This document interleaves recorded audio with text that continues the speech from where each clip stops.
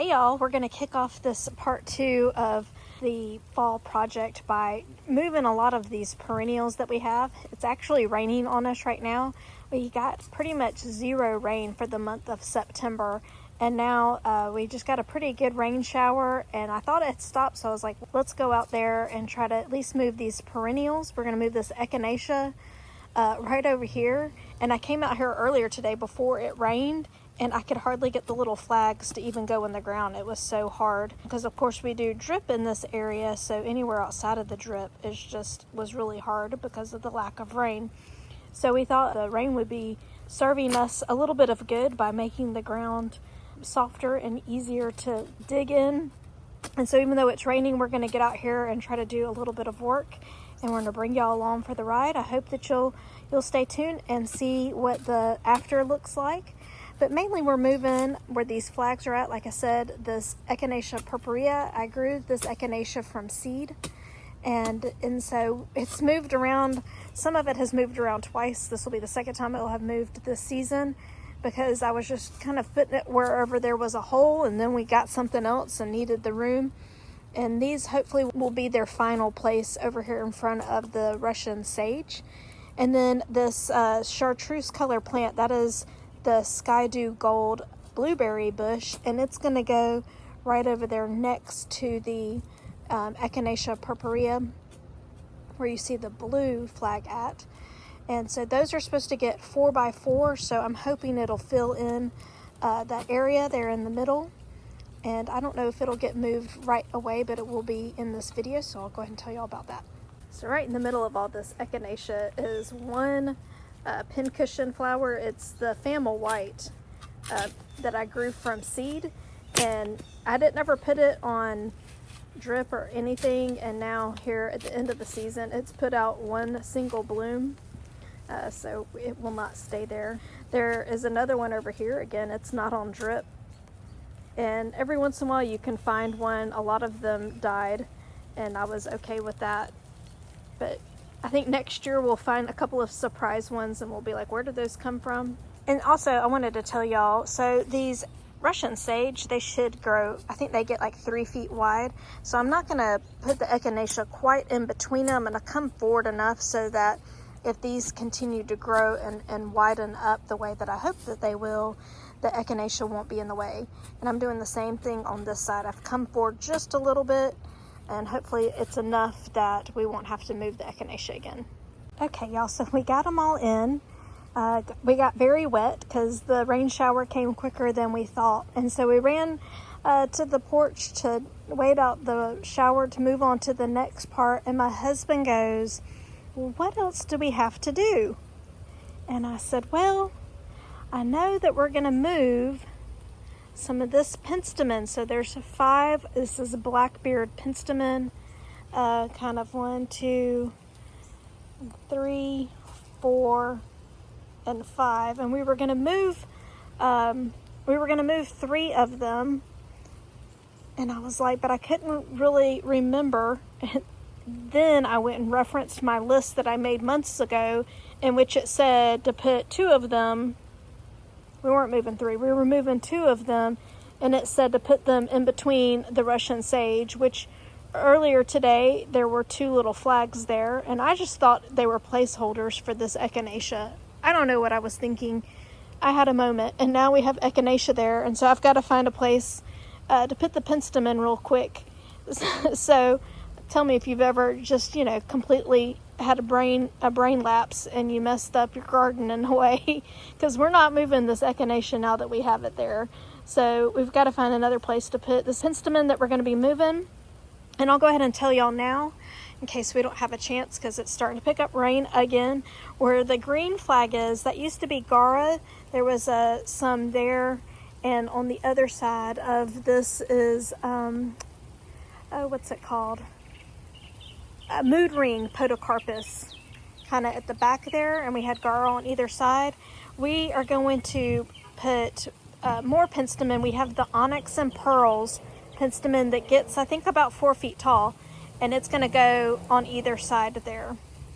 All right, so this onyx and pearls penstemon was kind of getting eaten up by the Scentlandia and the Baptisia, And so we already had one there at the end, and so we brought another one here. And the thing is, you really won't be able to see them until they send up their blooms. This is the mood ring podocarpus, and then the other one. And we're so not mad about the rain, but we're gonna have to stop today because we're getting soaked. All right, so the next thing we're gonna do is, and I missed the beginning, so I apologize for that, but we're gonna reconfigure the shorter penstemon. It's blackbeard penstemon. And you see where the blue flag is at? There's one there, there's one here. We have one there. My husband just moved the one that was back behind the powwow white coneflower. You see the hole at? And then there's a fifth one here. And what we decided to do, since I did the whoopsie about the Echinacea purpurea, is we've got 3 of the onyx and pearls across the back. There's another one. So we're gonna have those 3, and then we're gonna leave 2 of the blackbeard. So we're gonna leave 2 of the blackbeard of the 5, and we're gonna move the other 3 out of this bed so that we can have room to clump the peach sky yarrow, which is gonna get clumped in this area over here. And just make sure everything has enough room to grow, because I'm hoping that the Joe Pye weed, which is this tall plant here in the back, we're hoping that it's going to fill in a little bit. And of course the onyx and pearls penstemon's going to get bigger. Everything's going to get a little bit bigger. So we just wanted to have enough room for everything to have space without it being too close. The powwow white coneflowers this year had powdery mildew issues. So I don't really want this area to get too full, even though I like that look. We have such high humidity and moisture in our area that I think the plants they just need a little bit extra room. So I would love the cottage style, the very full look, but that may not be something that we can do. Only time will tell. So we're going to switch things out and see if that works, and then make choices from there for next year. All right, once again, even though it's a new day, we're getting showers again, which I am not complaining about. We need the rain so bad, but we thought we had an hour to get some work done out in the garden, and it's raining on us. So hopefully we can finish at least this part of it without getting drenched like we did yesterday. The gomphrena that we had kind of going along, it went up and around the sibilia. As it goes over, we've just been pulling it out, so that's the reason why there's some missing there, where we have started putting in the blackbeard penstemon. So we're going to put the 3 that I was telling y'all, we're going to put them right here in the front. I thought the dark foliage would contrast nicely with the radiant sibilia behind it that's got, go ahead, the radiant sibilia that's got a nice blue-green foliage, that the dark would contrast really nicely. And then what I was thinking is, with the gomphrena here that's on the corner, like I said, this is our little pathway that we use to walk up to the bench. We'll put some type of annual here next year. I'm not sure which one. It may be gomphrena again. Before we even started, we came over and dug these holes and put the biotone in so that we could quickly get them from one spot in the garden to its new home without having to have the roots dried out and exposed to the air any longer than they had to be. So now we're just gonna make sure they're tucked in really nicely, no air pockets. And luckily we already had drip run into this area because of the gomphrena and the annuals that we had going through here earlier this season. So it worked out really nicely. So there they are, all tucked in. I think that's gonna look really nice next year. All right, so now with this peach sky yarrow, we're gonna move all 3 of them into a triangle pattern. Here they get about 3 feet wide. You know, I talk about our clay soil in a negative way a lot of times, but y'all know every hole that we've dug has been full of worms. So we have some good soil happening there. We are using biotone, like I said at the beginning, before we put the plants in, and help start and establish some root growth in their area. This yarrow looks so much better than the Firefly Diamond that we have. And this area though is the Firefly Peach Sky yarrow. I love its fern texture. It's a nice contrast of a different type of texture, because we actually have quite a few things that have kind of that blue-green foliage. And that one's a little bit smaller than the rest of them. Hopefully, it was getting crowded a little bit right there, probably with sunlight. There was some really tall plants around it, so hopefully with it getting moved, to this grouping, it'll help get it a little bit more sun. Yarrow loves a lot of sun.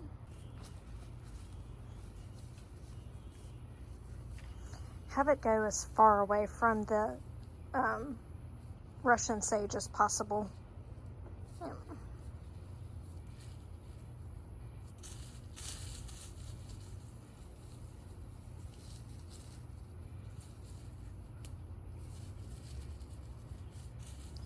This is already dripped. Perfect.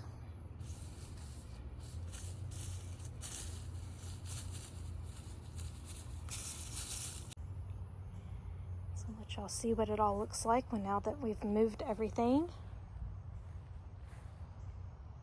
Just giving everything a little bit more space. And things that need more sun are getting more sun.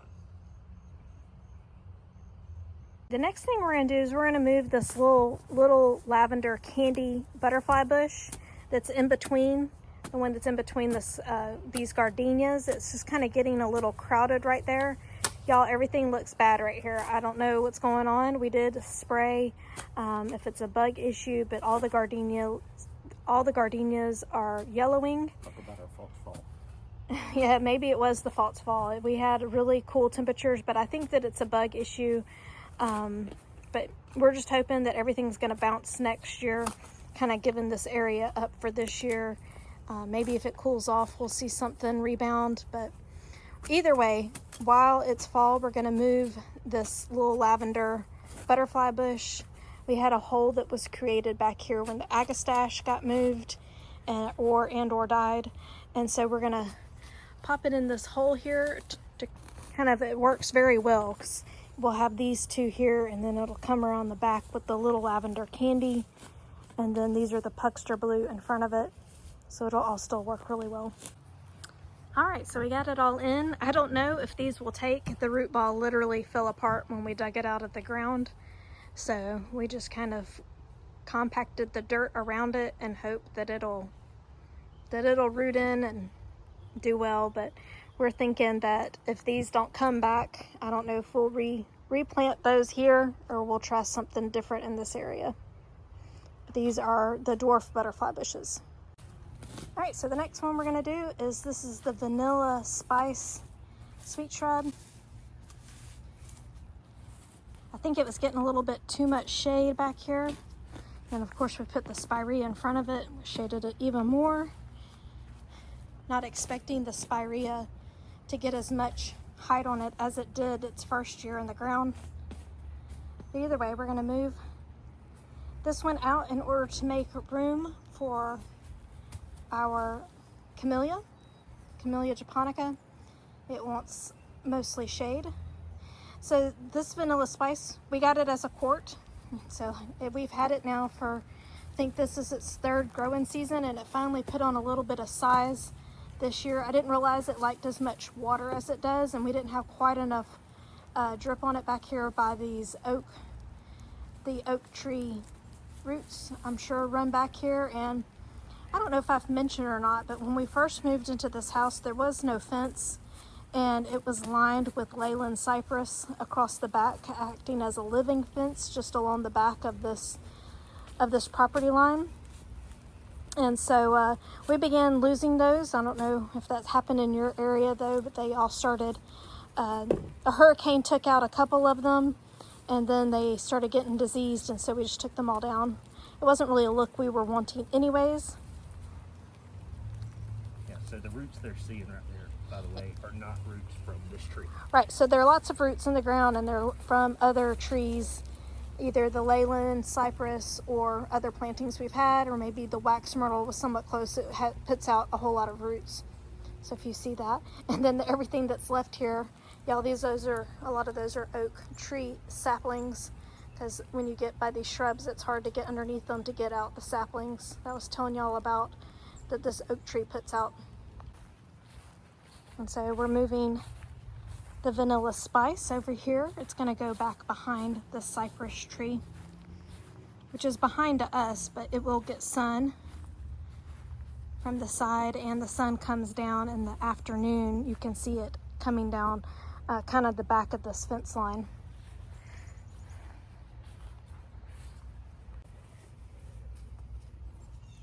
Like I said, this ended up, I felt like being a good time for us to do these transplants because it's a lot of overcast days.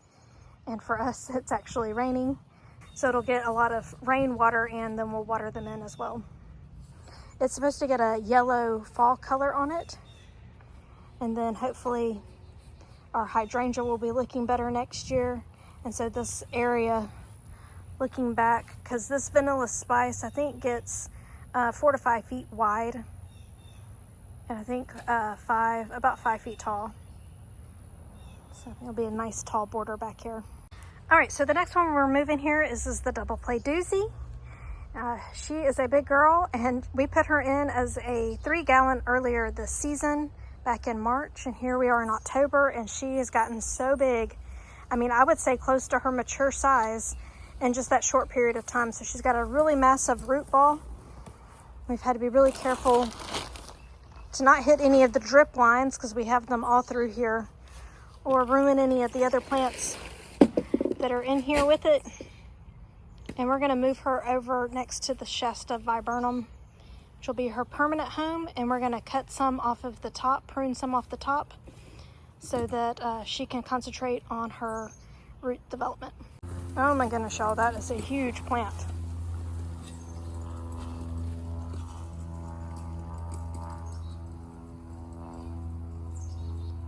And look at what a difference it makes when we take everything out. It's a huge hole. All right, so we were cutting off the top of this spirea. Y'all look, there's a chrysalis. So I'm glad that I saw that and didn't accidentally throw it away. So be careful when you're cleaning up and doing these types of jobs here in the fall.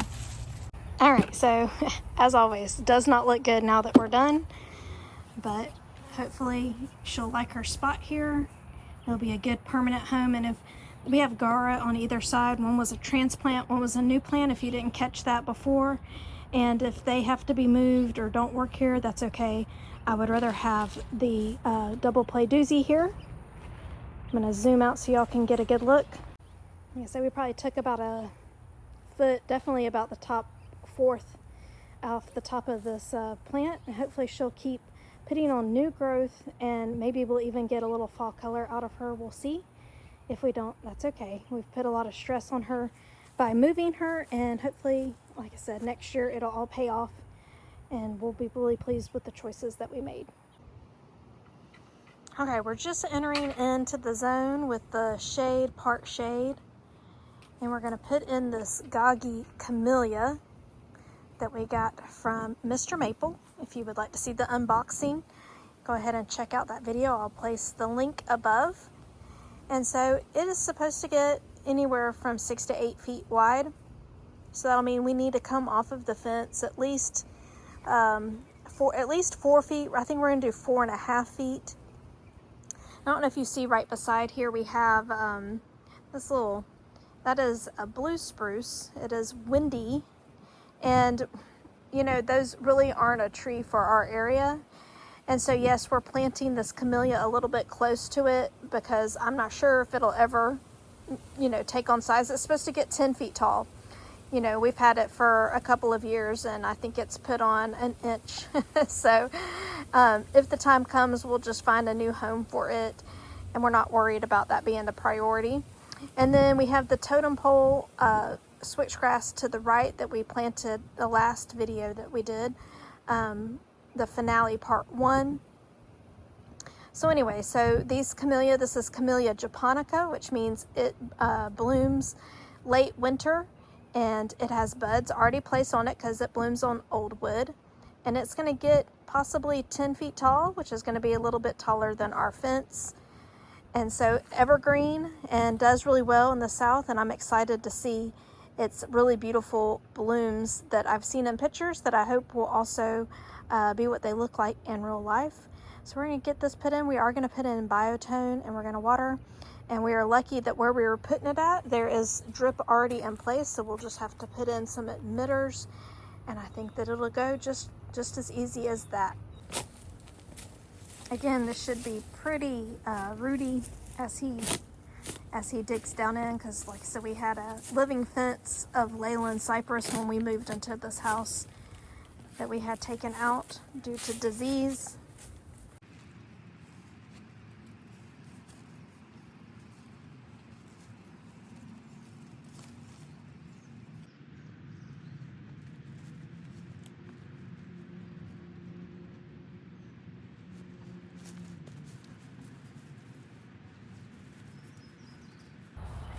We used our buckets for a Halloween thing a few years ago, so now they all look really awesome. Happy Halloween! I guess it'll be close to that then. Alright, so that wraps up our Plant Shopping Showdown, where we compare and contrast what it means to buy locally versus online. To get more information on these plants, be sure to check out our playlist that has the plant haul. We show all the unboxing plus other plants we've gotten over the season. But definitely look for this Plant Shopping Showdown videos in order to get more information on the plants that we have planted today and previously.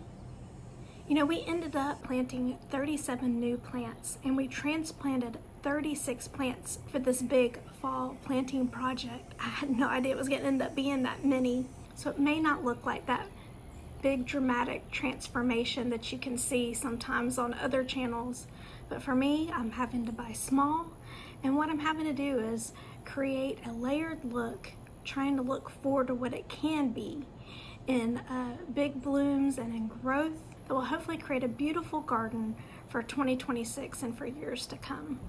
So I hope that y'all stay tuned for all of that. Make sure you subscribe and stay tuned so that you can see what we can accomplish a little bit at a time.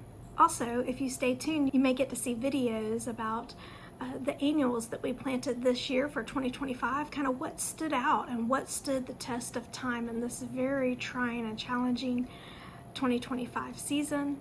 Those may be ones you want to pick up for next year. And we hope to get one more episode at least of In Full Bloom. Of course, that depends on the weather and what the plants do, but I think that we'll get another little bump of blooms as we get into the cooler season if we can keep from getting a frost around here.